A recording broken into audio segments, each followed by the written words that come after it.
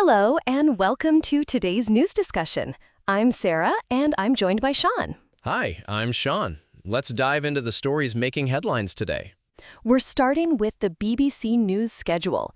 BBC News airs on BBC One London at 12:45 a.m. on Wednesday, 22nd July. The program is a roundup of the latest headlines. That's quite late at night. What's the significance of this particular broadcast? According to the information, it's part of their regular news programming, bringing viewers the latest national and international stories. I see. So it's not a special edition, just their standard news update. Exactly. The same news program airs on BBC News at various times throughout the day. For instance, it airs at 8:30 a.m. and 5:30 p.m. on Tuesday, 21 July. That's a good coverage throughout the day. Are there any other notable broadcasts mentioned? Yes, there's another broadcast on BBC News at 5 a.m. on Wednesday, 22nd July, continuing their coverage of national and international stories. So they maintain a consistent schedule across different channels and times. That's right. Now let's move to a different story.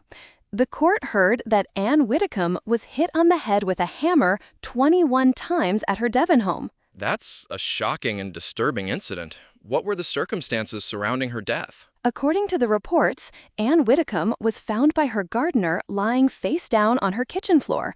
A 28-year-old man has been charged with her murder. The inquest has been opened into her death, I understand. Yes, the inquest has been opened, but the cause of death is yet to be established.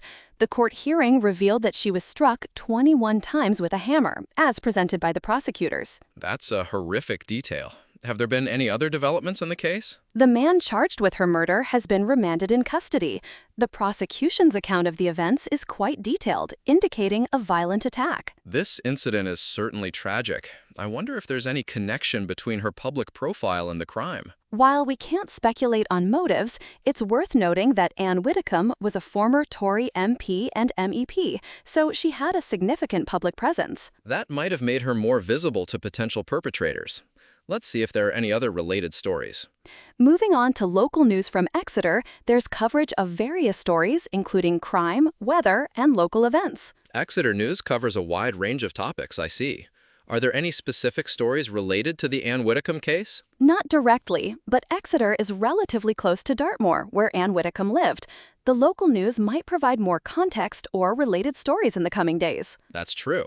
Local news sources often provide more detailed coverage of regional events. Exactly.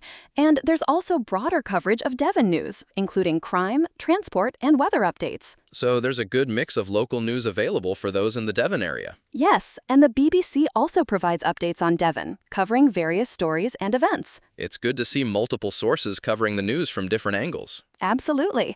Now let's wrap up today's discussion.